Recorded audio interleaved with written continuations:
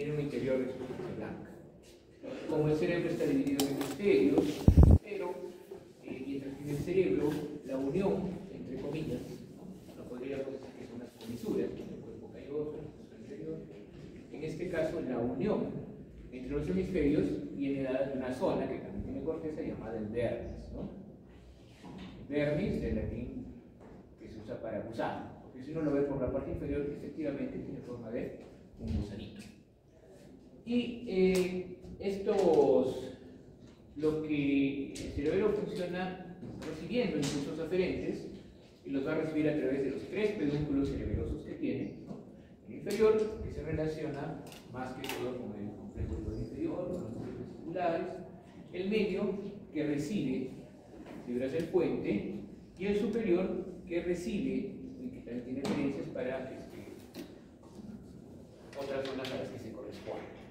Después de ello, estas aferencias van a dar lugar, o van a llegar, mejor dicho, a las fibras de Purkinje, a las neuronas de Purkinje, que están en la corteza. A esto, comentar que la corteza del cerebro consta de 3 capas: la capa molecular, que es la primera, la capa de las células de Purkinje, que es única, y una capa granulosa en la cual encontramos muchas interneuronas, ¿no? Que también encontramos poquísimas en la capa molecular, pero en la capa granulosa encontramos más. Entonces, estas fibras llegan a las células de Purkinje, donde se modulan, y las células de Purkinje emiten una eferencia, ¿no? Que va a llegar a los 4 núcleos que se encuentran en el espesor de la superficie blanca. El núcleo de medial a lateral, o sea, de adentro hacia afuera, fastigio, los núcleos interpuestos, que son el emboliforme y el globoso, y el núcleo dentado. Y de ahí van a salir eferencias que van a ir, ahora sí, hacia diferentes lados, como por ejemplo para el sistema vestibular, otra vez el ganglio vestibular, el órgano vestibular, esa parte de la formación reticular, algunas de otro sistema van a ir para el tálamo, y de esa forma van a alcanzar la corteza motora primaria también. Y esto es una modulación efectiva para la coordinación del movimiento. Ya está. Las conexiones que tienen, las asociaciones que hay, tenemos por ejemplo que el pedúnculo cerebeloso medio recibe las aferencias del lado contralateral, es decir, está recibiendo las fibras que están naciendo de los núcleos continuos del lado opuesto. Por ende, por estas asociaciones y por lo que ocurre también en la corteza, en ambas partes del cuerpo están representadas unilateralmente, es decir, por el derecho y por el izquierdo. ¿Okay? Y ya dijimos esto, aprende las instrucciones. Entonces, la lesión, porque entre comillas se considera que esta función del cerebro es inconsciente. Si hubiera una lesión del cerebro en formas generales, la voluntad del movimiento persiste. Es decir, yo digo, me voy a parar, voy a abrir la cortina, pero los movimientos son torpes, ¿no? Mi brazo va a ser muy ancha, no voy a poder alcanzar adecuadamente, mi movimiento va a ser muy exuberante, y eso se conoce como ataxia. Entonces, en general, desde el cerebro se puede causar ataxia. Sin embargo, parece que no solo está involucrado en esa coordinación, parece que también participa en la anticipación del movimiento, parece que también tiene otras funciones que son cognitivas y sensoriales. Muy bien, entonces el cerebro es un órgano que encontramos en la fosa posterior, que es la parte inferior, ¿no? De la cisura transversal, la cual está dividida, o la cual está ocupada, mejor dicho, la cisura, por el tendón, ¿no? Entonces, esto nos divide la cavidad encefálica también, aparte de la división que conocemos, en la fosa posterior, la media y la anterior, en la porción supratentorial y la porción infratentorial. Entonces estaría en la porción infratentorial junto con el tronco encefálico. Hemos visto esto, ¿no? La sinergia de los músculos, o sea, se contraen, se relajan para lograr el objetivo deseado, el movimiento útil, que es el objetivo de la sinergia. También, y hemos visto macroscópicamente. El cerebro entonces está formado por 2 partes. La primera, o por 3 si quieren, ¿no? La primera que se denomina el vermis, que es la central, y 2 hemisferios a los lados.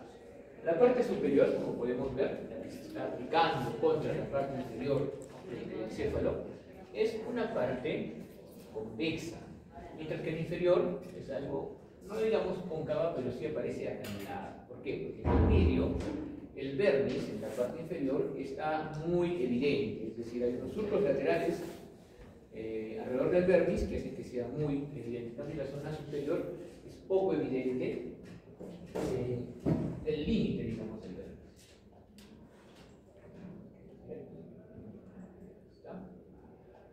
Dado que tiene sustancia blanca, como vemos la sustancia blanca está naciendo de esta zona, en la cual también aparecen esas proyecciones que se conocen como los velos medulares, ¿no? El medular superior, el velo medular inferior, y en esa zona existen esas proyecciones de la sustancia blanca, las conocemos en el corte sagital como el árbol de la vida, y van yendo hacia las diferentes folias del cerebelo. Entonces el cerebelo no tiene circunvoluciones, sino tiene piraminitas, ¿no? Se llaman las folias. Es un sistema en el cual también de forma efectiva se aumenta la superficie de sustancia gris para tener más capacidad, ¿no?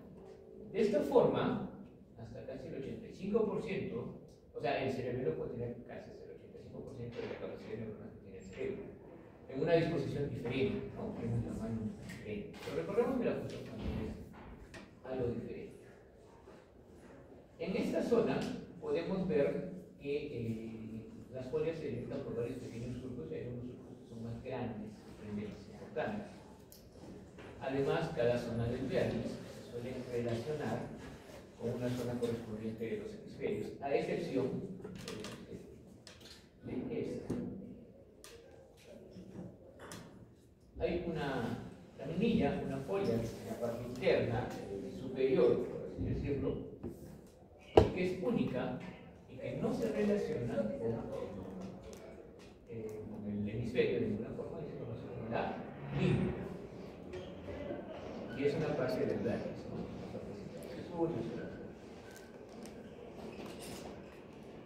Que no la vamos a ver aquí, la tenemos que ver en su parte rostral, cuando el cerebelo lo vemos de forma anterior, ¿no?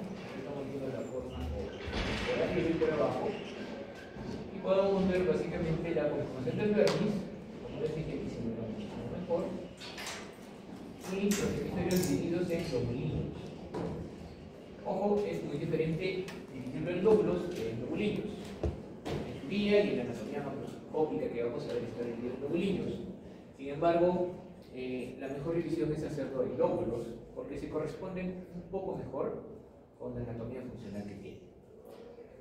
Muy bien, entonces existen tres grandes lóbulos. Adelante. El primer lóbulo se mira más que todo de forma rostral. Sin embargo, aquí lo podemos ver. El vermis tiene varias partes que ahorita vamos a ver. Y consideremos, si desarrollamos el cerebelo, que la língula sería la primera parte de la zona superior. Entonces debe haber una última parte de la zona inferior, ¿no? Es como que agarrar el cerebelo pasado y lo desarrollo. Entonces la última parte de la zona inferior, la zona más caudal, tendría que ser esta, ¿no? El nódulo. Y el nódulo sí se relaciona con estas dos proyecciones de los hemisferios, también definidas, que se llaman los flóculos. Más aún, esto se conoce como el arquicerebelo, ¿no? El cerebelo más genéticamente antiguo, y está dividido del resto por un surco que está aquí, el surco o cisura posterolateral. Por ende, el lóbulo, o sea, el nódulo y el flóculo constituyen un lóbulo per se, el lóbulo flóculo nódulo, o nódulo flocular. ¿Okay? Y su límite se llama la cisura posterolateral. Esto en la zona inferior. En la zona superior, vemos que, bueno, acá está, acá está la língula, tenemos otra cisura importante que es esta. ¿Okay? La cisura anterior o cisura primaria. Entonces, hasta la zona más superior, por así decirlo, desde la cisura primaria, todo esto se denomina el lóbulo anterior. Y el lóbulo posterior es la zona que quedaría entre la cisura primaria, o cisura anterior, y la cisura posterolateral. Es decir, que va a tener partes que son vistas por la parte superior y otras por la parte inferior. ¿Okay? Y entonces el lóbulo posterior sería el lóbulo más grande del cerebro. Ya está. Sin embargo, nosotros podemos reconocer otras partes del vértice y otras partes de los nódulos, ¿no?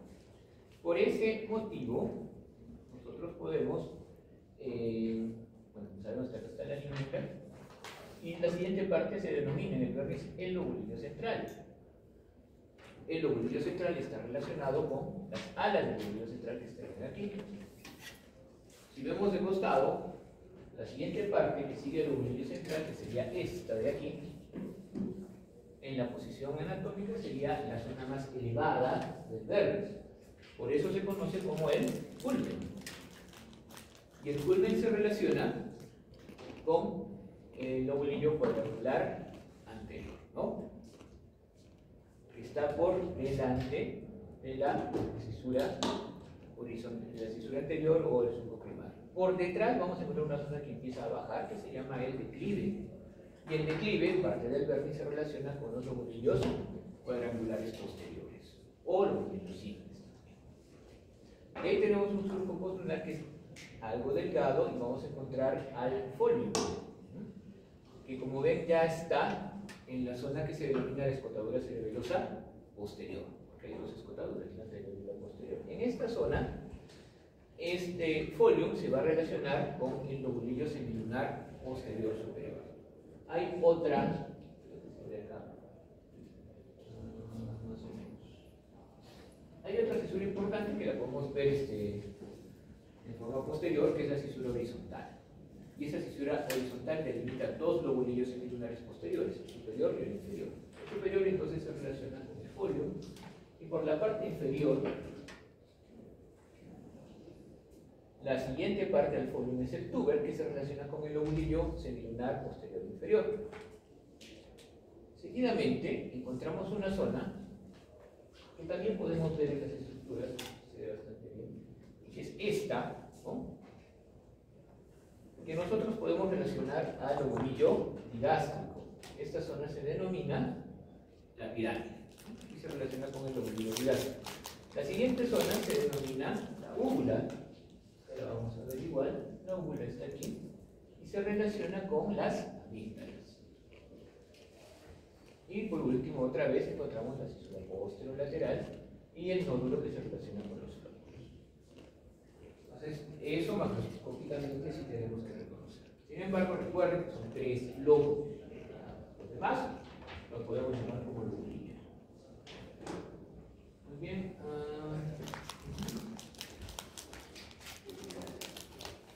Y recordar también que el cerebelo es parte, junto con el peducular superior, el inferior, los pedúnculos cerebelosos van a formar el techo del cuarto ventrículo, ¿no?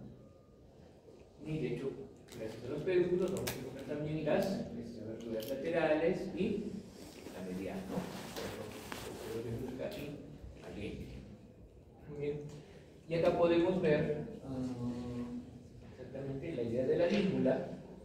Esto es importante. ¿Por qué? Porque si yo lo quiero ver por la zona superior, probablemente esto no lo vaya a ver. Ojo, ¿ya? La língula la voy a poder ver en esta zona, en esta proyección rostral, o probablemente lo vea en una proyección cenital. Es bien complicado que lo vea la língula si veo el cerebelo por encima. Ojo con eso, ¿ya? Es más, que cuando vemos estos cerebelos que tenemos allá, lo que está arriba y un poco hacia adelante, o sea, metido un poco más que todo el lobulillo central. Y están los pedúnculos, que ya comentamos, que también ayudan a delimitar como el techo del cuerpo, junto con los pelos celulares superiores y inferiores. Muy bien, dijimos de que entonces las aferencias van a pasar por los pedúnculos, van a emitir algunas ramitas que se van de frente a los núcleos a veces, pero generalmente todas suelen terminar en la corteza. Y la corteza comúnmente tiene tres capas. La primera capa es una capa que contiene más axones y dendritas y escasas células. Por ende, se le denomina la capa molecular. La siguiente capa, que en este caso es bien delgadita, es esta, es una capa que contiene las células de Purkinje, ¿no? La capa de células de Purkinje. Y la última capa, que está aquí, es una capa que contiene, obviamente están viendo que hay gran cantidad de hematoxilina en esa zona. ¿Eso qué significa? Que hay una proliferación varios tipos de neuronas e interneuronas, y esta capa se denomina la capa granulosa. ¿Okay? Y estas capas, miren así, las aferencias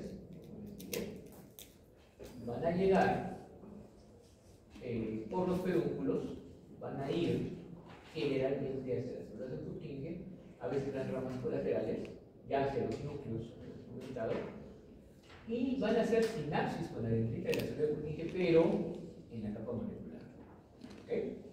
Vamos a encontrar la capa molecular también, axones, y algunas células interneuronas, o sea, células de soporte, digamos, también neuronas, como esta célula de CES. La capa de célula de Purkinje está, esa segunda capa, ya recibe las aferencias, y esta célula de Purkinje lo que va a hacer es dar eferencias que pueden conectarse con interneuronas o también referentes en el central del cerebro. Y en algunos casos referentes salir, ¿no? A los núcleos o al tálamo, a donde tengan que salir. Y en la capa de células granulosas encontramos interneuronas como las células granulosas o las células de Golgi. Estas células también reciben referencias, muchas veces pueden llegar a la molecular o hacen referencias con otras interneuronas, pero como ven, muchas veces no llegan a hacer, digamos, una conexión directa con la célula de Purkinje. Muchas fibras solo llegan a conectarse con las interneuronas y nunca con la célula de Purkinje. Las fibras que no llegan a conectarse con la célula de Purkinje tienen y reciben el nombre de fibras musgosas. Y los cuatro núcleos, miren el corte de donde estamos, ¿no? Más o menos a nivel de hacer el nódulo, que está ahí. Los cuatro núcleos centrales, ¿no? Que están en el espesor de la sustancia blanca. El núcleo fastigio, los núcleos interpuestos, ¿no? El globoso y el emboliforme, y este que parece mucho el complejo libar inferior, que es el núcleo dentado. Ahí estamos otra vez, esos son los núcleos. No sé si va a aparecer ese corte, porque sí tenemos ese corte, lo teníamos por lo menos el año pasado, para poder ver estos núcleos. ¿Okay? Como pueden ver, como estamos a nivel de los pedúnculos superiores, que estamos en las fibras diferentes, ¿no? Que está saliendo del núcleo dentado hacia el pedúnculo, estas fibras que vemos por acá. Los pedúnculos cerebelosos, entonces, tienen una conformación bastante, digamos, o sea, es una conformación principal de carne fibras y se relacionan con ciertas zonas, como por ejemplo el pedúnculo cerebeloso inferior, ¿no? Está más que todo formado por fibras aferentes que van a entrar desde el complejo libar inferior contralateral, algunas de los núcleos vestibulares, ¿no? Y del ganglio vestibular. Estas fibras van a hacer la sinapsis con las células de Purkinje, van a regresar a los núcleos y salen como fibras eferentes que también nacen del fastigio y a veces de la corteza, o sea, del lóbulo nodular que se relaciona con el pedúnculo inferior y suelen terminar en los núcleos vestibulares, el ganglio vestibular y en la formación reticular, ¿no? La zona central del mesencéfalo. El superior en su mayor parte son fibras eferentes, nacen de los núcleos interpuestos y de los núcleos dentados y van a terminar en el tálamo contralateral, y el medio está formado en su mayor parte, no todo, pero en su mayor parte por fibras aferentes, ¿no? Que se relacionan con el puente, por eso este dibujo que está bastante especial. Todas las fibras pontocerebelosas córtico-pontinas que llegan aquí van a llegar a, digamos, la parte izquierda, se van a cruzar a la parte derecha para entrar al cerebelo por el pedúnculo cerebeloso medio. Y en cuanto a la anatomía funcional, el cerebelo tiene tres partes igual, ¿no? El arquicerebelo, el paliocerebelo y el mediocerebelo. Eso es genéticamente. Entonces, por antigüedad, los peces y anfibios inferiores, como las salamandras, van a tener solo arquicerebelo. El paliocerebelo aparece en anfibios superiores, incluidos las ranas, los peces, los sapos, sobre todo, y aves y reptiles, ¿no? Y el neocerebelo aparece en mamíferos y sobre todo en primates, ¿no? Eso da una importancia grande a temas de lo genético y corrobora, obviamente, bueno, y está en base a las teorías de la vida, que la evolución del agua, después se adaptó para la Tierra y evolucionó en la Tierra, ¿no? El vestíbulo cerebelo, que se relacionaría con el lóbulo nodular, el arco cerebelo, está implicado en el control de los movimientos en los casos en los cuales se involucra el sistema vestibular, ¿no? Incluso también en las respuestas motoras. La estimulación de los ojos siempre y cuando se involucra el sistema vestibular. Por ende, del complejo ligar inferior y de los ganglios vestibulares van a salir estas fibras aferentes que van a entrar hacia la corteza de las células de Purkinje del lóbulo nodular. Algunas colaterales pueden llegar de frente al nervio, ¿no? Después de hacer la modulación, porque estas fibras suelen venir de neuronas que utilizan el glutamato, ¿no? Las aferencias suelen utilizar para ello el glutamato, y las células de Purkinje y los núcleos tienen células que suelen utilizar GABA, ácido gamma-aminobutírico, que es más un neurotransmisor de tipo modulador o inhibitorio. Entonces, una vez que se modula, van a regresar, van a alcanzar otra vez los núcleos vestibulares o la formación reticular, ¿no? Y después van a actuar sobre fotoneuronas que están a nivel de las vestíbulo espinal, del círculo longitudinal medial, que tiene relación con la mirada conjugada, o de las fibras reticuloespinales. Entonces, como les digo, va a coordinar los movimientos motores en relación a la información que recibe del sistema vestibular. El espino cerebelo también recibe mucha información proprioceptiva y exteroceptiva para poder modular estas respuestas.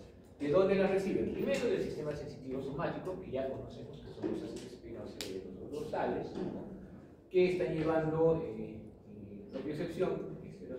propiocepción del tronco del muslo, y el ventral que lleva del miembro inferior, fibras cuneo-cerebelosas, algunas neuronas de trigémino también dan fibras aferentes que obviamente tienen que ver con la propiocepción a nivel de la cara, ¿no? Los núcleos reticulares precerebelosos también están, son parte de la formación reticular, con fibras, el complejo olivar inferior a través de los núcleos olivares accesorios, y por último, fibras tectocerebelosas que se originan en los folículos, ¿no? Esto para la exterocepción, porque, como ustedes deben recordar, los folículos tienen los núcleos superiores y inferiores que tienen que ver con los sistemas visual y auditivo, ¿no? Entonces, después de eso, el cerebelo recibe toda esta información y puede enviar,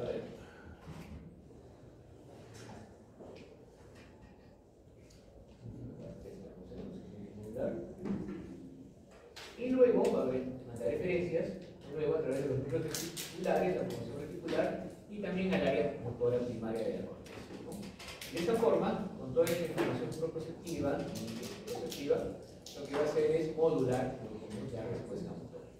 Como resultado final, hay un control de movimientos con un tono adecuado y una tendencia adecuada para que los músculos puedan hacer el movimiento dado. Y en cuanto al cerebro, lo que son las fibras aferentes, ¿no? El pedúnculo de las fibras córtico-positiras. Llegan al puente y envían fibras a la zona contralateral. Algunas vienen también del olivario y de los folículos. Como ven, esto va a llegar hacia los núcleos del puente.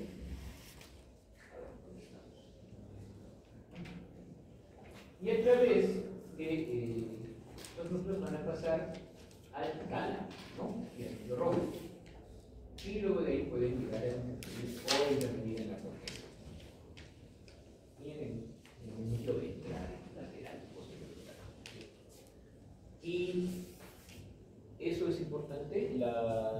El pedúnculo cerebeloso medio es aferente y es, como ustedes han visto ya en las prácticas, el más grande. Entonces hay mucha información que pasa por ahí. Y otra cosa, el hecho de que se dislegue, el hecho de que las fibras recorran, porque una cosa es que yo estoy acá y vengo para acá, otra cosa es que esté por ahí y yo para aquí, ¿no? Estoy diciendo el hecho que hay una especie de acusación, hace que haga un mayor recorrido, y por eso el puente es prominente, por eso se llama también protuberancia, y por eso disgrega las fibras de las córtico-espinal que está bajando, ¿no? Las podemos ver como fibras de color más oscuro. Después, algunas fibras del complejo olivar inferior, algunas aferencias, al parecer llevan instrucciones sobre movimientos que aún no se han realizado. Por ese motivo, se cree, ¿no?, que el cerebelo también puede tener un rol en la, o sea, cuando se imaginan los movimientos, cuando se planean, el cerebelo también se activa. Como también estas aferencias de las fibras muscosas. Lo digo porque se creía que el cerebelo solo tenía una función inconsciente, ¿no?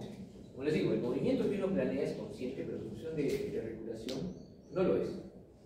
Pero al parecer, en algunas formas conscientes de movimiento, como decir, voy a hacer esto, el cerebelo se activa, ¿no? Como también se activa en algunas formas que no son motoras especialmente, sino más que todo sensoriales o cognitivas.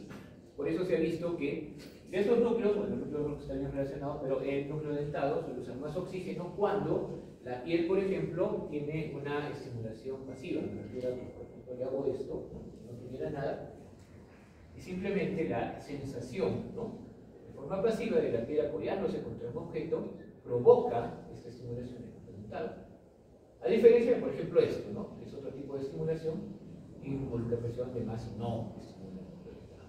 O, por ejemplo, también que algunas zonas del cerebro aumentan su actividad en relación a actividades que tienen que ver con el reconocimiento de caras o el reconocimiento de palabras, ¿no? Esas son obviamente funciones cognitivas. No sería nada de raro porque el cerebro es bastante amplio, como les dije, ¿no? Y obviamente hay muchas cosas que no conocemos tanto del cerebelo como de la corteza cerebral. Y encéfalo, estamos hablando de la zona que comprende tálamo y sus tálamo, hipotálamo y subtálamo, ¿no? El diencéfalo es parte del encéfalo, el encéfalo. Lo importante es decir que, bueno, los dos diencéfalos estarían formando, de cierta forma, las paredes del suelo del tercer ventrículo, ¿no? De forma central. Pero también forma el suelo del ventrículo lateral. De los núcleos del tálamo, como hemos dicho que estas cuatro zonas, el tálamo que tiene varios núcleos, ¿no?, en su parte anterior, en su parte posterior, los núcleos laminares, los núcleos dorsales, etc. Hay un núcleo reticular que regula el intercambio entre los núcleos y entre la corteza cerebral. Estas células están conectadas recíprocamente con la célula, con la corteza cerebral, es decir que así como hay una conexión aferente, hay una conexión diferente también, ¿no? Entonces también la mayoría de los núcleos talámicos también reciben aferencias subcorticales, muchas de ellas vienen del global. El grupo ventral, el grupo de talámico interno, está formado por los geniculados, ¿no?, lateral y medial, que tienen que ver con los sistemas transmisores auditivos, y por un núcleo ventral posterior que es somatosensitivo, por ello hemos mencionado ya. Los núcleos ventrales, lateral y anterior son vías que se dirigen a las áreas motoras. Los núcleos intralaminares, por dentro de la lámina externa, reciben fibras aferentes de distintas fuentes, ¿no?, incluida también la médula espinal, la formación articular, se van a proyectar por el neocórtex, que básicamente es toda la corteza cerebral, y hacia el núcleo estriado. Por ende, parecen tener una función sobre el ciclo de vigilia y sueño y sobre la conciencia. Los núcleos dorsales anterior y lateral son parte del sistema límbico, ¿no?, que incluye el hipocampo, la amígdala, como dice aquí también, el aliento renal, el cuerpo estriado. El núcleo medio dorsal recibe aferencias de estos lados y se proyecta a la corteza prefrontal, ¿no? Por ende tiene que ver con la regulación de las emociones, o con la regulación afectiva. El núcleo lateral posterior y el pulvinar, que es la zona posterior, reciben impulsos del sistema visual, ¿no? Y a la proyección que tienen a la corteza frontal, parietal, y a la circunvolución del cíngulo, que ahorita vamos a ver topografía. El subtálamo tiene varios haces de fibras y tiene el fascículo talámico y el núcleo subtalámico que se conecta con el pálido, ¿no?, que tiene una función motora también, ¿no?, sensitiva. El epitálamo está formado por estrías medulares en la zona posterior, los núcleos de la vérula y la glándula epífisis, ¿no?, o pineal. El hipotálamo es la zona que se encuentra entre el ventrículo y el subtálamo. Está delimitada también en cierta forma por el quiasma, la zona que vemos en la parte ventral, ¿no?, que contiene los cuerpos mamilares, el área preóptica, el tubercineo y el infundino. Ahí existen varios centros relacionados, uno con la regulación simpática y parasimpática, relacionados con la temperatura, relacionados también con el sueño y la vigilia, relacionados con el apetito y la regulación del sistema endocrino, tanto a nivel de la neurohipófisis per se, que tiene dos hormonas, como de la adenohipófisis a través de hormonas liberadoras, lo cual parece una redundancia, ¿no? Porque el hipotálamo, por ejemplo, ordena que se secrete la hormona liberadora de la hormona liberadora de la T4, ¿no? O sea, la adenohipófisis controla de cierta forma la liberación de hormonas, pero no la controla sin que el hipotálamo ordene la liberación de esas hormonas liberadoras, ¿no? Medio raro, pero es el mecanismo en el cual funciona. ¿Bien?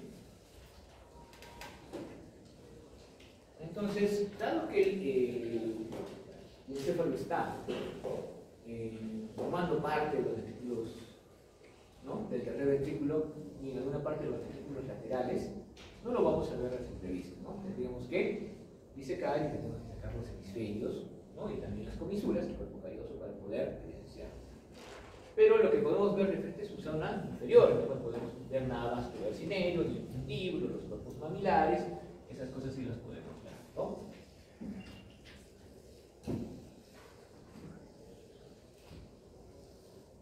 Si hacemos un corte sagital, entonces podemos ver aquí el encéfalo. Y la parte más grande que podemos ver se denomina el tálamo, ¿no? El diencéfalo se continúa, digamos así, con el mesencéfalo, y su línea de división sería una línea que pasa al cuerpo mamilar que está aquí y que tiene que pasar por la comisura posterior que está acá. Es una línea así. Está dividiendo el pedúnculo cerebral, el diencéfalo. Y también debería haber una división entre el telencéfalo y el diencéfalo. Esa división pasa por el agujero de Monroe hacia el chiasma óptico. Entonces, esta sería la división entre el encéfalo y el encéfalo. En este corte. En la parte lateral, porque en la parte media, los dos diencéfalos, sobre todo por la parte de los tálamos, forman parte del tercer ventrículo, ¿no? Y esa sería básicamente su límite. Sin embargo, en un 70% de los casos, los tálamos pueden tener una adherencia, ¿no?, una adherencia intertalámica. Por otro lado, el límite exterior lo estaría formando la cápsula interna, que la vamos a ver más en cortes en los cuales vamos a ver el cuerpo estriado, porque también se relaciona con el cuerpo estriado, sobre todo en el núcleo muscular. Entonces, hay una superficie medial del tálamo y hay una superficie dorsal, ¿no? Entonces, entre las dos va a pasar un haz, que se conoce como la estría ventral. Además de eso, pero esto ya lo veremos cuando hablemos de los ventrículos laterales, de la sustancia blanca, todavía no, existe una formación, ¿no?, de fibras de gruesa que tiene como inicio el hipocampo, ¿no?, que se continúa con la fibra del hipocampo. No hemos visto, me imagino, todavía el hipocampo, porque esto va a ser la siguiente clase, ¿no?, va a ser cerebro. El hipocampo es una formación de parte del sistema límbico, ¿no?, que vamos a ver relacionada, digamos, con el lóbulo temporal. Cuando la veamos, vamos a ver que en la zona posterior aparece un haz de fibras que va a pasar por aquí, ¿no? Va a rodear desde su parte posterior al tálamo. En la parte superior, el dorsal, se va a unir al otro haz de fibras, formando un cuerpo, y en la parte anterior se va a volver a dividir para terminar en los cuerpos mamilares anteriores. Eso se denomina el córnex. Y como dije, la cápsula interna ya sería el límite externo de este diencéfalo, sobre todo del tálamo que vamos a ver aquí.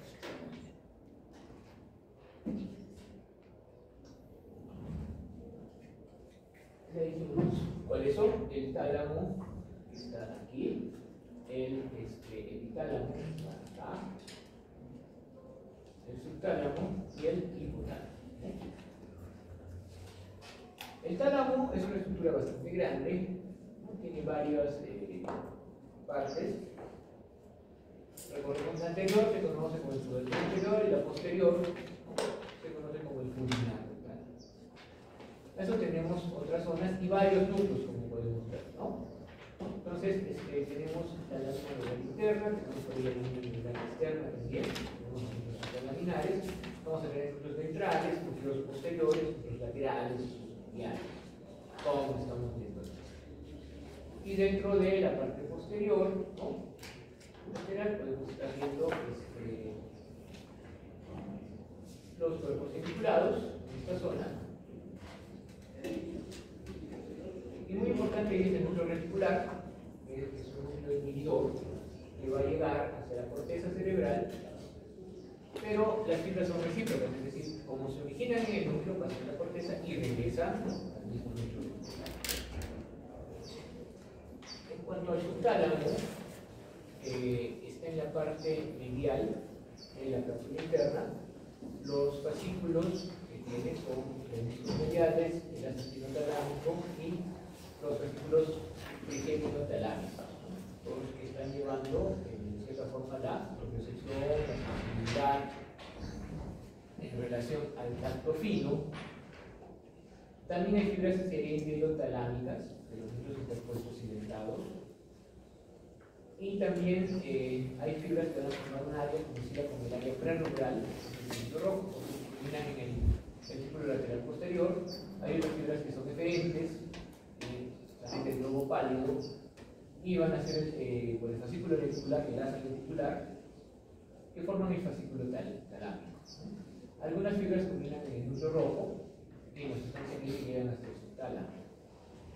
Hay una prohibición de la formación reticular del tronco cerebral, que se llama el área inserta, donde se regula también ahí la ingesta de líquidos. En cuanto al epitálamo, el epitálamo contiene los núcleos de la vénula,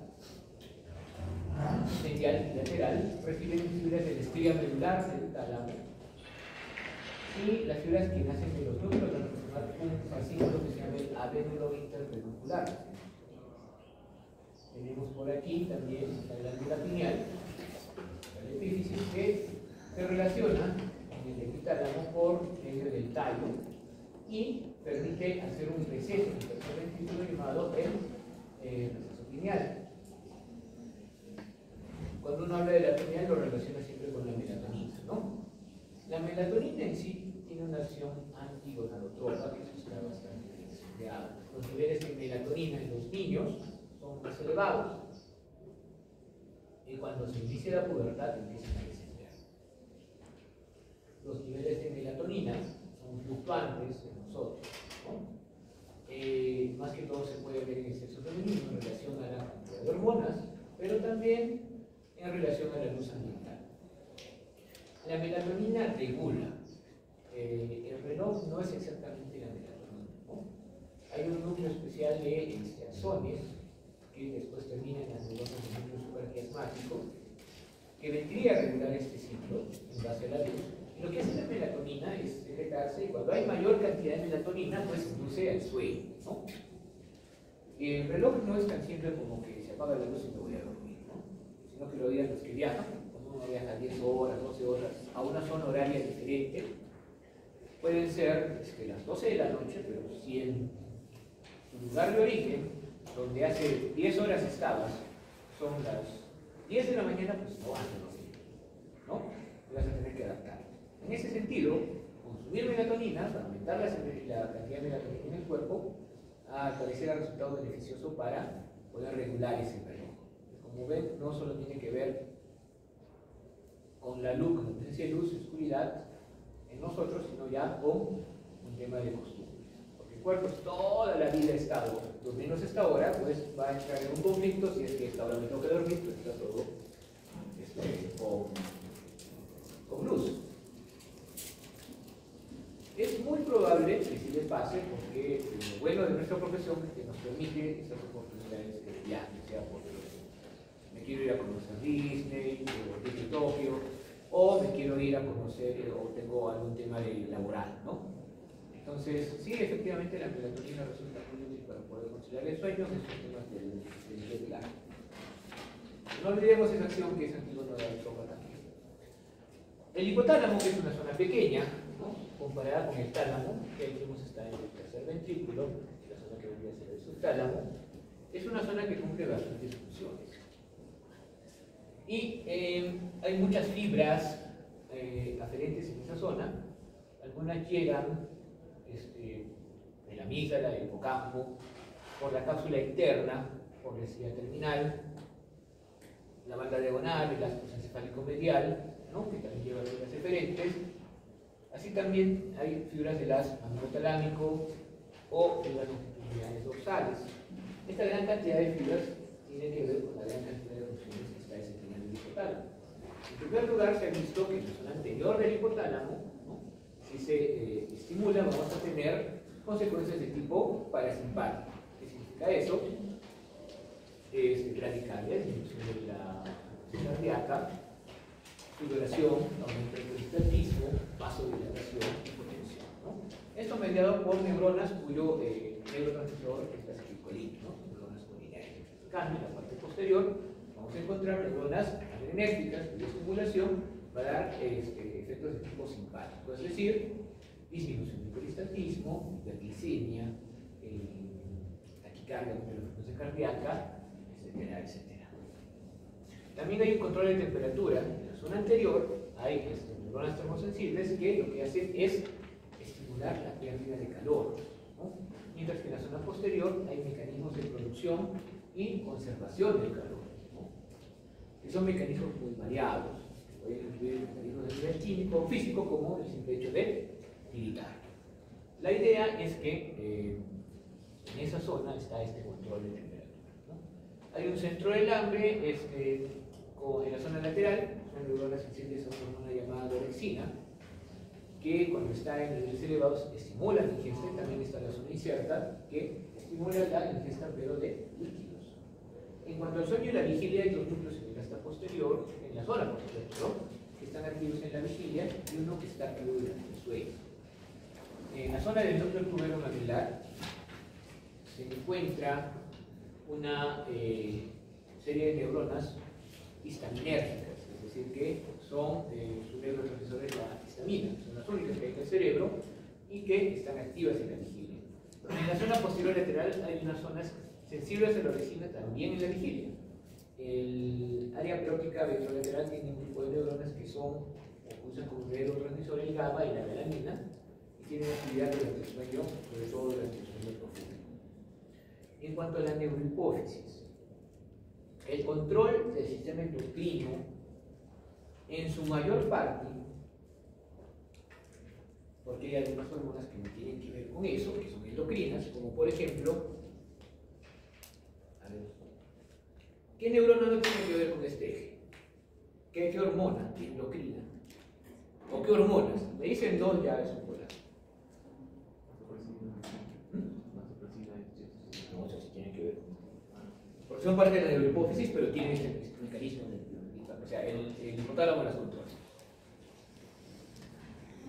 ¿La T3 y T4? No, básicamente las controla también el hipotálamo. Por eso decía, ¿no?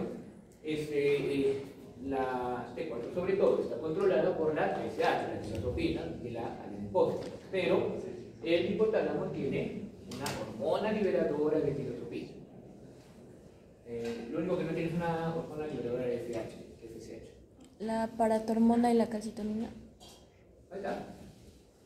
Mucho mejor que lo que yo esperaba que me digan, que era insulina y cabo, pero también la paratormona, pero también la leptina, pero también la orexina. Porque el concepto de hormona endocrina es cualquier hormona que se va a secretar a la sangre, ¿no? Y si bien es cierto, la mayor parte vienen de este eje, hay, por ejemplo, la insulina, que no tiene que ver mucho con esto, en forma directa, o como dice su compañero, también la paratormona. ¿Está muy bien? Entonces, hay algunas hormonas del sistema endocrino que no tienen nada que ver, pero la mayor parte está aquí, ¿no? ¿Qué hay en el lóbulo anterior? FSH, o sea, núcleo estimulante, luteinizante, que más tenemos, somatotropina, ACTH, la prolactina y ¿otra alguna? Que acaban de mencionar, tirotropina. ¿Y qué tenemos en la zona posterior? Oxitocina y vasopresina. Como les dije, acá hay un mecanismo de liberación. Todas van a, todas estas hormonas liberadoras de las hormonas de aquí, van a producirse en las neuronas hipotalámicas, a manera de neurotransmisor, lo queremos poner así. Entonces, a manera de neurotransmisor, van a pasar por los axones y van a terminar en los cuerpos de, si mal no recuerdo, como vesículas guardadas para ser liberadas en el momento de la estimulación. Todas las que son liberadoras, ¿no?, volutorias, en el sentido de la hipófisis, van a venir por un mecanismo de feedback. Es decir, que si hay mucha hormona tiroidea, lo que va a pasar es que el hipotálamo va a disminuir la producción de hormona liberadora de tirotropina. Entonces, va a disminuir la producción de tirotropina, de TSH, y va a disminuir, por ende, la hormona tiroidea. Si baja a un nivel que no está adecuado, se da el mecanismo inverso. Pero, en el caso de las dos hormonas de la neurohipófisis, que son la vasopresina, ¿no?, y la oxitocina, es una estimulación directa, ¿no?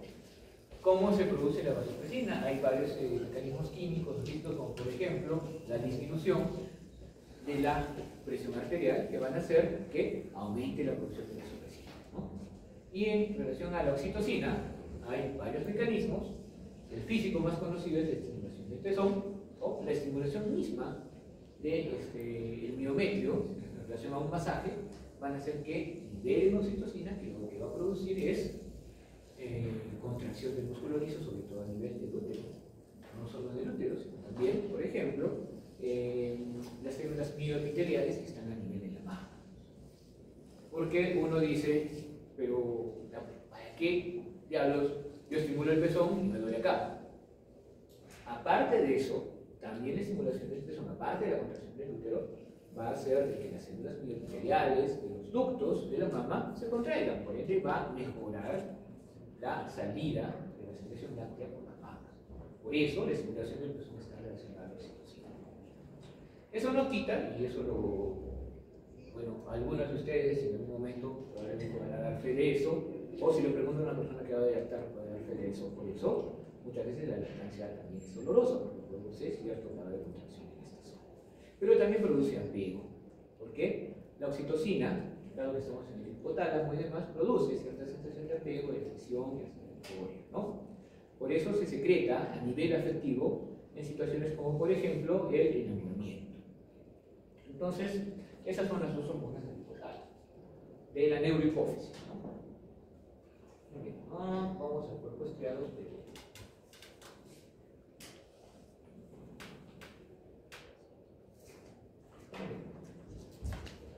El cuerpo estriado es un núcleo de conjunto de núcleos subcorticales, conjuntos son un par de núcleos corticales que se encuentran adyacentes al tálamo, en la zona inferior, y que son nominalmente el cuerpo estriado, el núcleo lenticular y el núcleo caudal, ¿no? Ahora, la zona inferior, que es el accumbens, también está considerado, y junto con la sustancia negra y el núcleo subtalámico, constituyen los llamados ganglios basales o núcleos basales, ¿tá? Entonces, son más que todo productores de movimientos, pero también parecen tener otro tipo de funciones. Reciben fibras aferentes, ¿no?, tanto el estriado como estos ganglios basales, de la corteza cerebral. Y algunas neuronas en esa zona, como las dopaminérgicas de la sustancia negra, ¿no?, excitan también algunas neuronas y inhiben a otras. La principal vía de salida siempre es el globo pálido y es el carácter inhibidor, el carácter modulador. Y el globo pálido también tiene esas conexiones con el núcleo subtalámico, ¿no?, que recibe señales aferentes excitadoras. Por eso el globo pálido tiene una gran cantidad de axones en su interior y por eso se le llama globo pálido, ¿no?, porque porque generalmente la mielina tiene la capacidad, no la capacidad, la característica, ¿no?, de ser más clara. Por ende, es muy diferente encontrar, digamos, un lamen que tiene una gran cantidad de sustancia gris, o sea, de neuronas y glía, que encontrar el globo pálido que tiene más axones, ¿no? Por eso es un color. ¿Qué más? La principal vía de salida del globo pálido se dedica a los núcleos talámicos, a varios. Otras fibras diferentes del pálido también van al núcleo talámico, al folículo superior y al folículo continuo. En estado de reposo, cuando estamos en reposo, las neuronas del estriado, que debería ser el globo pálido, están quiescentes, mientras el globo pálido se encuentra activo, ¿no? Entonces, por ende, en esos momentos, la excitación de la corteza motor está inhibida. Durante el movimiento, el estriado entra en actividad y va a inhibir al pálido. Entonces, permite que ya haya una excitación motora de la corteza para producir los movimientos. Como ven, entonces el estriado y el globo pálido se regulan entre ellos. Puede ser el cuerpo estriado un lugar donde también se recuerdan las instrucciones o movimientos aprendidos, ¿no?, que tiene que ver con la memoria muscular, que es muy importante, sobre todo para deportistas, músicos, ¿no?, bailarines, etc., ¿no? Es un tipo de inteligencia que también es muy importante y que es muy importante para nosotros, sobre todo para los que van a hacer procedimientos, ¿no? Porque si bien es cierto, tratamos de ser lo más objetivos posibles, cuando sean internos pregúntenles a un radiólogo intervencionista, ¿y cómo sé que ya estoy, por ejemplo, en la cavidad? ¿Y cómo sé? Es bien difícil. Pregúntale a alguien qué es ecografías, cómo mover la muñeca. Tú sabes cómo hacerlo, pero no lo puedes transmitir, ¿no? Porque tal vez las palabras queden un poco cortas para poder transmitirlo. Sin embargo, sí tiene una ciencia, sí tiene una serie de movimientos, y con un poco de pensamiento podríamos decir, tienes que hacer esto, tienes que hacer lo otro, pero es ya de por sí una especie de inteligencia que obviamente necesita de la posibilidad de que esos movimientos se puedan hacer, ¿no? Por ende, no solo necesita de esto, sino de todo el sistema nervioso, del cerebelo, incluso para poder hacer el movimiento correcto, pero también necesita de que el cuerpo sea el adecuado. Por eso, Ronaldo, ¿no?, el pelado, contaba de que decidió retirarse un día en que quiso hacer una gambeta y no le salió. Entonces dijo, ya mi cuerpo no da para esto, yo sé lo que quiero hacer, pero no me sale. Y en ese momento decidió retirarse. Entonces, en eso tiene que ver el cuerpo estriado. El núcleo accumbens, ¿no?, están activos durante respuestas de conducta, durante estímulos que pueden ser gratificantes o placenteros. Eso sí es importante. Trastornos de circuitos motores están como la enfermedad de Parkinson, porque hay una degeneración de las sustancias, de las hormonas dopaminérgicas, de las neuronas, ¿no?, de la sustancia negra. La corea de Huntington, con degeneración del estriado, el balismo, que es con una lesión en el núcleo subtalámico, ¿no?, que son movimientos demasiado tensos. Muy bien, vamos a empezar a ver que en un corte coronal podemos encontrar en primer lugar, ¿no?, los ventrículos laterales, que están por aquí, y vamos a encontrar los tálamos y vamos a encontrar la cápsula interna, ¿no? Esta cápsula interna va a tener un brazo anterior, una rodilla, un brazo posterior, y es el límite entre el cerebro y el cuerpo estriado. El cuerpo estriado tiene dos componentes muy importantes. Bueno, los componentes del núcleo caudado, el cual estamos viendo en esta zona, y deberíamos ver por acá abajito, y el núcleo lenticular, que tiene dos partes, ¿no? La parte externa se denomina el lamen, y la parte interna se denomina el globo pálido. Si aislamos los núcleos, entonces podremos ver que Este es el núcleo ventricular. Aquí encontraremos la cabeza del núcleo caudado. Como les dije, la cabeza después pasa como cola por la parte superior, relacionándose con el ventículo lateral. Lo vemos aquí, ya está. Y la cola, al llegar a la parte posterior, pasa hacia más inferior y regresa, relacionándose aquí con el asta lateral, el asta temporal, el ventículo lateral, hasta terminar en el núcleo abdominalino, el lóbulo temporal. ¿Okay? Entonces, aquí si vemos el tálamo, vemos el epitálamo, vemos los ventículos laterales, por ende estamos viendo aquí el caudado, ¿no? Estamos viendo la cabeza del núcleo caudado. Estamos viendo también en esta zona la cola del núcleo caudado, ese es el asta temporal del ventículo lateral. Y estamos viendo el núcleo ventricular. Y esta división lo está separando el putamen y el globo pálido. Aquí ya se pone entre el putamen que está acá y el globo pálido. Y esto es la cápsula interna, ¿no? Su brazo anterior, su rodilla y su brazo posterior. Además de eso, y mejor se mira aquí, si ustedes se dan cuenta, esta es la císula del Silvio. Por ende, estamos en la zona del opérculo y esto es la ínsula.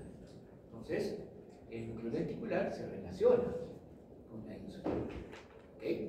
Pero, obviamente está separado por 3 láminas que podemos ver. 2 láminas de sustancia blanca y una de sustancia gris que está en el medio. ¿Okay? Esta lámina interna se denomina la cápsula externa. La lámina de sustancia gris se denomina el claustro y la lámina más lateral, que está pegadita a la ínsula, se denomina la cápsula extrema. Entonces ahí tenemos cómo se delimita el núcleo ventricular y más aún aquí podemos ver mucho mejor la diferencia entre la parte interna y la parte externa del globo pálido. Como pueden ver, el color con respecto a las zonas que tienen más sustancia gris y que es pálido, por la cantidad de axones. Hemos dicho que muchos axones terminan en la punta diferente del cuerpo estriado es el globo pálido, por eso tiene varios axones, por eso tiene ese color. Y básicamente lo mismo que estamos viendo acá, esto sigue siendo caudado, lateral, cervicopelúcido, eso lo vamos a ver.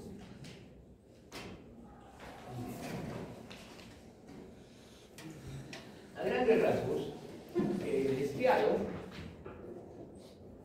el pálido es simplemente el globo pálido, ¿no? El estriado es todo lo demás. El estriado recibe conexiones de la corteza, como pueden ver, como referencias, del tálamo y de la sustancia negra, ¿no? Que está en ese encéfalo dividiendo el pedúnculo en la base y el medio. Entonces, todas esas van al estriado, que vienen a ser los caudados, y y hemos dicho, para el control de motor es motor, ¿no? Y después, estas dan diferencias que van a ir hacia el pálido, para la modulación. Por ende, el pálido tiene una gran cantidad de axones telínicos. Y el pálido vuelve a dar, como hemos visto, proyecciones a la sustancia negra, al tálamo, corteza motora, etc.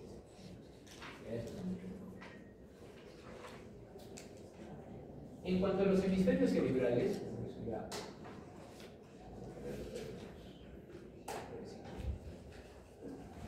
Muy bien, entonces hemos hablado de núcleos y ahora nos toca hablar de terenciafalones.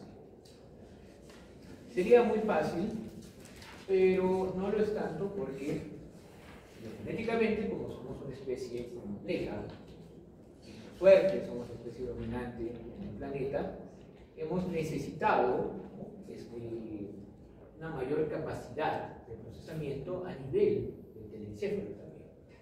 Entonces, para no hacernos cabezones, la naturaleza lo que hizo fue doblar el cerebro, ¿no? Doblar la sustancia gris, para que pueda tener mayor superficie, ¿no? Por eso es que tenemos circunvoluciones y tenemos surcos. Ahora, ¿en qué radica la necesidad de conocer eso? en que algunas zonas, ¿no? Como por ejemplo la circunvolución precentral, finalmente, ya está relacionada con cierta actividad cerebral, ¿no? Específicamente en ese caso con la corteza motora primaria. Es por eso que topográficamente es necesario conocer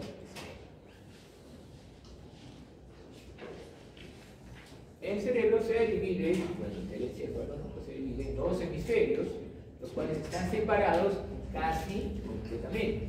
No están separados completamente porque existen un montón de fibras de sustancia blanca que los unen. Y los unen porque se van de un hemisferio a otro, ¿no? Estas son las fibras comisurales. Y básicamente se unen en dos sistemas, uno muy grande y otro, bueno, también importante, la comisura anterior y el cuerpo calloso. Por la parte externa, el cerebro presenta varias circunvoluciones y giros, pero lo importante es reconocer de inicio dos, ¿no? La cisura lateral o de cilio y la cisura central o de Rolando. La cisura de cilio es la primera que aparece, pero aparece en la zona anterior, ¿ya? Embriológicamente. Después de ello, esta cisura va a crecer y se va a proyectar hacia atrás, pero se va a proyectar en tres ramificaciones, ¿no? Su rama anterior, su rama ascendente y su rama posterior. Ya en el cerebro adulto, la rama posterior es la que nosotros vemos como la cisura lateral. ¿Okay? Las ramas anterior y ascendentes son muy importantes porque delimitan tres zonas en este lóbulo frontal, que son las pars orbitales, las triangulares y las vasculares. Ahorita hablamos de eso. Por ende, la cisura central es importante porque nos está delimitando la corteza motora primaria y la corteza sensitiva primaria. Ahora, más aún, los lóbulos son 5, ¿no? Ahí hay 4 más. ¿Cuál es el otro? La ínsula se puede considerar un lóbulo.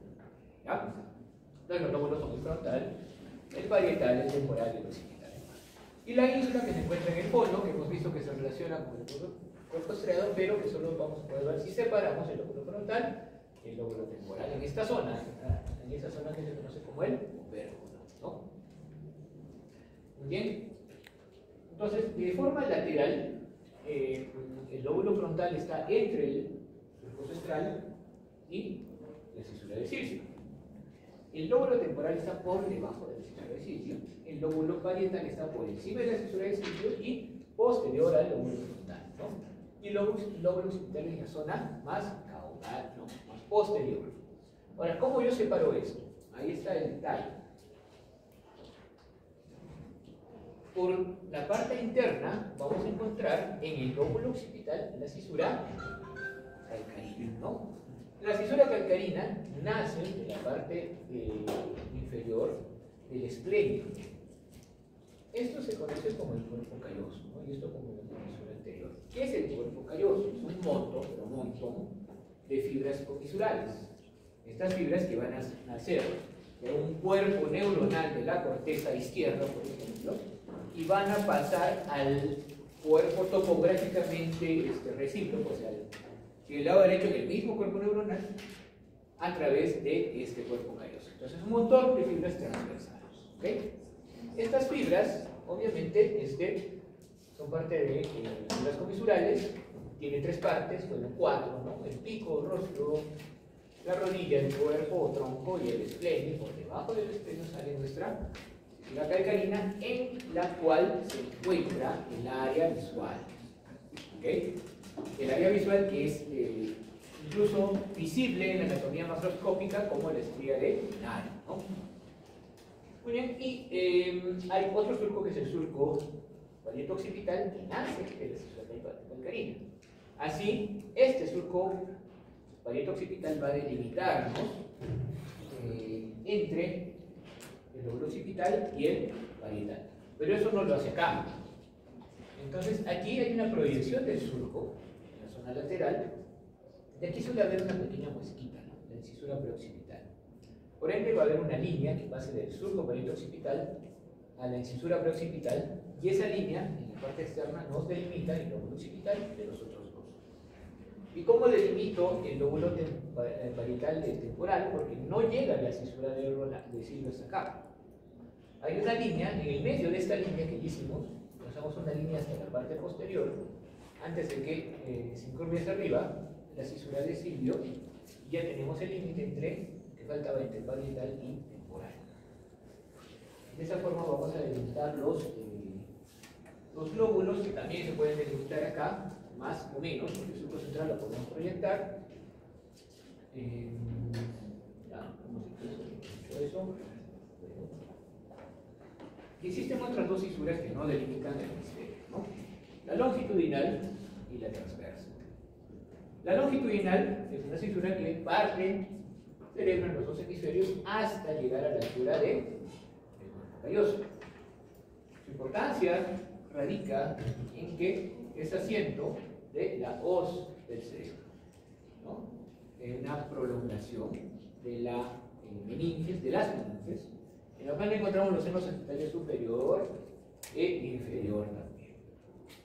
Y en la fisura transversal es la que nos está dividiendo, digamos, el encéfalo o el telencéfalo del cerebelo y el tronco, aunque el tronco, bueno, en esa escotadura que tiene el tentorio, el tronco se continúa con el diencéfalo y el encéfalo con el telencéfalo. Pero eso nos divide bastante bien lo que sería esta porción del cerebro del cerebelo, ¿no? La Z que en la fisura transversa encontramos el tentorio del cerebelo. La importancia de estas dos más es clínica. Los tumores malignos son malignos, por eso se llaman tumores malignos. Sin embargo, suelen al inicio generalmente respetar algunas cosas y suelen respetar a las meninges. Por ende, el que tengamos, ¿no? Estas proyecciones en estas fisuras constituye una barrera de inicio para la infiltración de los tumores malignos del sistema nervioso central. De tal forma que en la mayor parte de estos, un signo de progresión es justamente que pasen la línea media o que pasen a la zona supra o infratentorial, cosa que es bastante rara, pero más común es que sí infiltren para el otro lado de la línea media. Eso significa que han pasado esa barrera y obviamente la progresividad es mayor. En cuanto a los lóbulos cerebrales que hablamos, estamos más, ya hablamos del esplenio. Ahora sí, cuando nosotros vemos la zona lateral, lo primero que hacemos es ver cuál es la zona posterior y cuál es la zona anterior, ¿no? Entonces, esa es la zona occipital, esa es la zona frontal. Y entonces vamos a reconocer la fisura de Silvio y la fisura de Rodolfo. Cuando vemos en zona lateral, lo primero para el lóbulo frontal es que hay un surco, que se conoce como el surco precentral, en el cual encontramos entre la fisura de Rolando y ese surco la circunvolución precentral, que es toda esta, que está relacionada con el área motora primaria. Y todo lo que queda por adelante, vamos a reconocer dos surcos más: el surco frontal superior, y el surco frontal inferior, que es este. De modo que vamos a dividir ahora tres circunvoluciones, ¿no? La frontal superior, la frontal media y la frontal inferior. Y la frontal inferior, en base a lo que dijimos hace un ratito, existe una rama anterior, una rama ascendente de la fisura de Silvio. La vamos a dividir en A, antes de la rama ascendente, una pars orbital, una parte orbital, B, entre la fisura ascendente y la fisura, la anterior y la ascendente, una rama o una pars triangular, y C, entre el surco precentral y la rama ascendente, una pars opercular. ¿Por qué es necesario que recuerden eso? Porque esta y esta son las áreas de Broca. ¿Ah? Muy bien. Y hasta ahí con el tema del frontal. Para el parietal, entonces tenemos la fisura de Rolando. Igual hay un surco poscentral. Y entre la fisura de Rolando y el surco poscentral vamos a encontrar La circunvolución por central es el área sobrestésica primaria, o sea, sensitiva primaria. Las áreas 1, 2 y 3 del lobo. Y por detrás del surco por central en todo esto, porque por aquí estaría el surco occipital y por aquí está la indentación, entonces todo esto es occipital. Todo esto, hay una fisura o un surco intraparietal que lo va a dividir en un lóbulo superior, hasta acá, un lóbulo inferior. Y el lóbulo inferior va a relacionarse con una subidita, por así decirlo, una prolongación que va hacia arriba del surco lateral, hasta aquí, y una prolongación del surco temporal superior, que está por acá, y nos va a delimitar un lóbulo supramarginal y un lóbulo angular, o lobulillo supramarginal y angular, en el lóbulo parietal inferior. ¿Okay? En la circunvolución. En cuanto al lóbulo temporal, por debajo de la cisura del cíngulo, vamos a encontrar tres circunvoluciones, ¿no? Temporal superior, inferior, media, inferior, merced a los surcos temporal superior y temporal inferior. La circunvolución temporal inferior, por su parte, cuando lo vemos por una zona inferior, se relaciona con otra circunvolución que vamos a hablar en un momento. En cuanto al lóbulo occipital, que ya decimos que es esto, generalmente no vamos a ver nada, pero si hay una extensión de la cisura calcarina, puede aparecer un surco semilunar, digamos que por aquí se extiende la cisura, aparece un surco semilunar. La ínsula se delimita por un surco llamado el surco circular y este es el surco circular. Tenemos que retirar los otros lóbulos para poder ver bien cómo separamos bastante.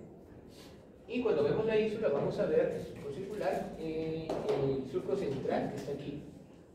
Y va a haber solo circunvoluciones cortas y circunvoluciones largas. De tal modo que es bastante simple. Luego podemos recordar esta zona inferior que se conoce como el limen de la ínsula. Es importante porque ahí está el área respiratoria.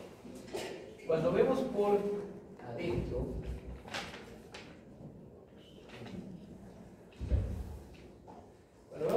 vamos a encontrar, ya sabemos, ahí está el cíngulo, el cuerpo calloso, y rodeando el cuerpo calloso vamos a encontrar la circunvolución del cíngulo.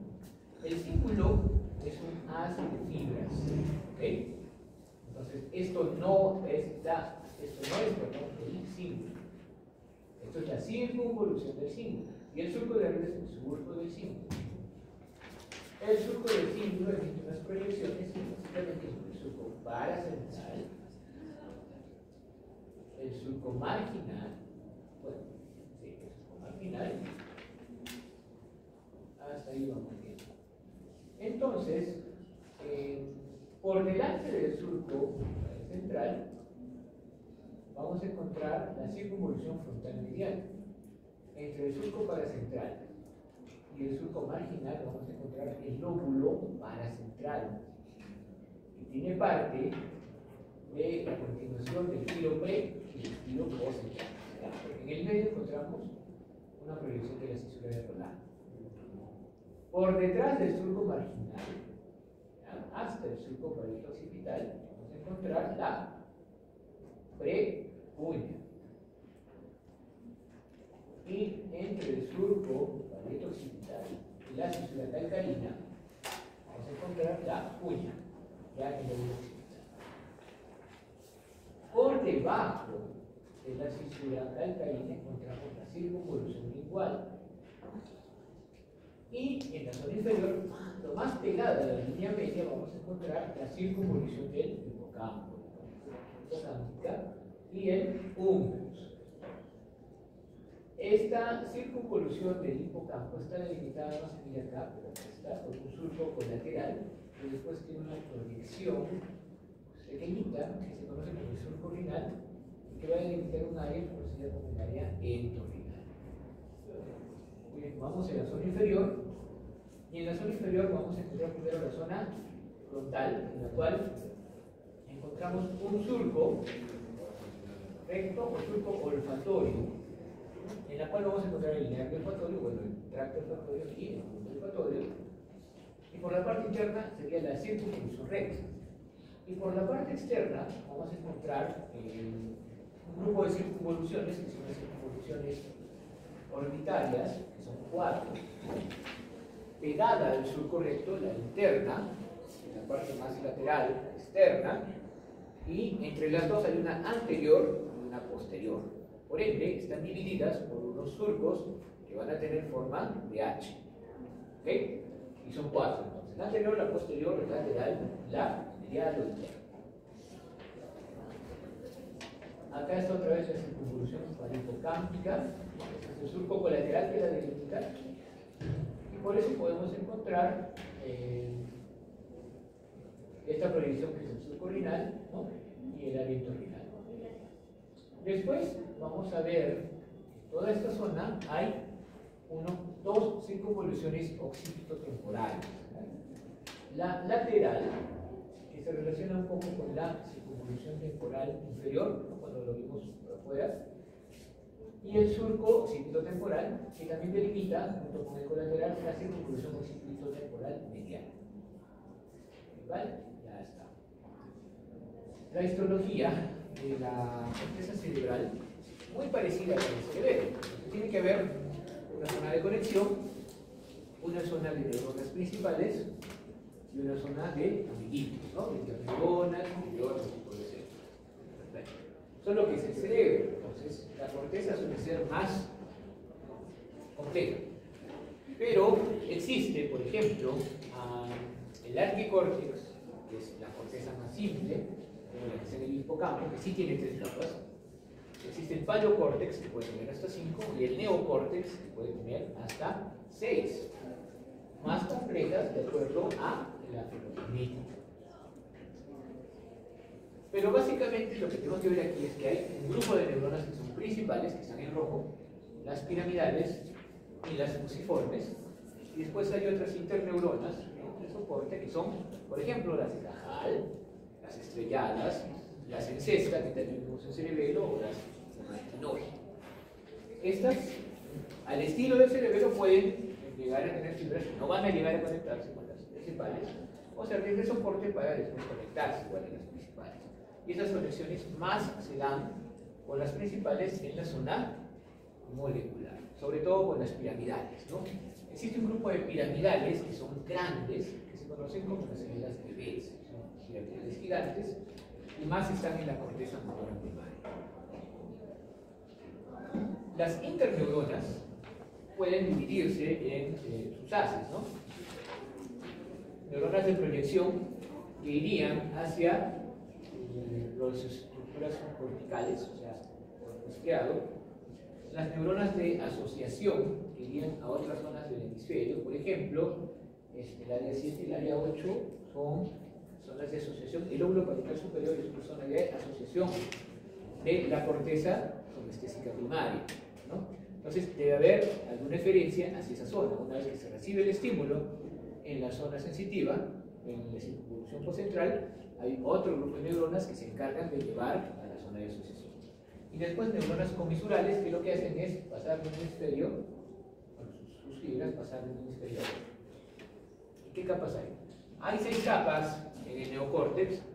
Si es arquicórtex solo va a haber estas, si es paleocórtex solo estaremos hasta aquí.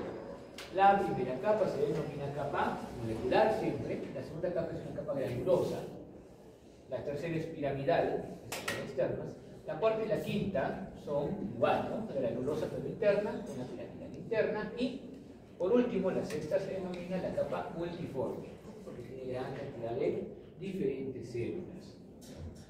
Y básicamente eso, en la capa quinta, en la piramidal interna, cuando hay, pues obviamente la corteza motora no es una corteza simple, encontramos las células gigantes de Betz.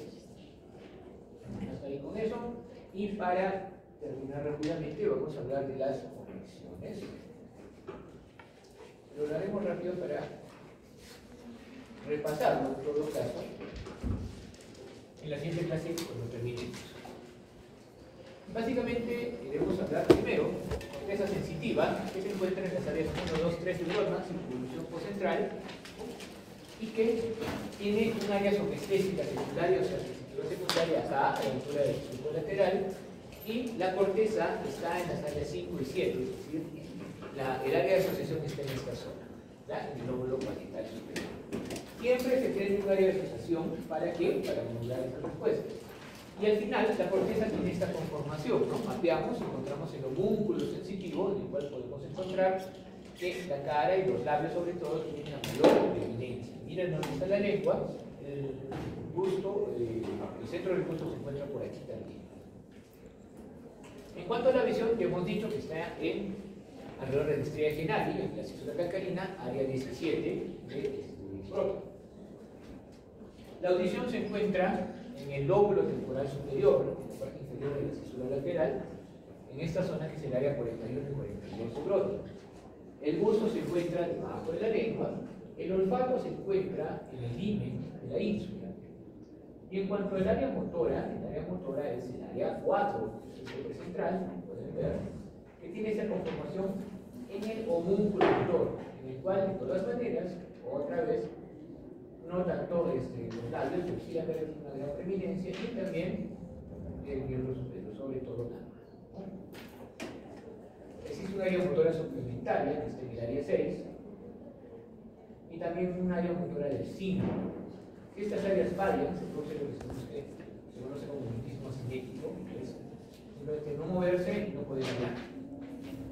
Hay otra área premotora en el área 6, que coordina los programas de movimiento, como un área de asociación. Y el área visual, que está en el área 8, coordina los movimientos voluntarios, sacálicos con otros. La corteza prefrontal, en las áreas 9, 10, 11, 12, tiene conexiones con mundos parietal, occipital, temporal, y hace experiencias de tipo afectiva, ¿no? En relación a las experiencias actuales, es decir, puede evocar una respuesta afectiva en base a las respuestas que se tuvieron en situaciones parecidas en el pasado.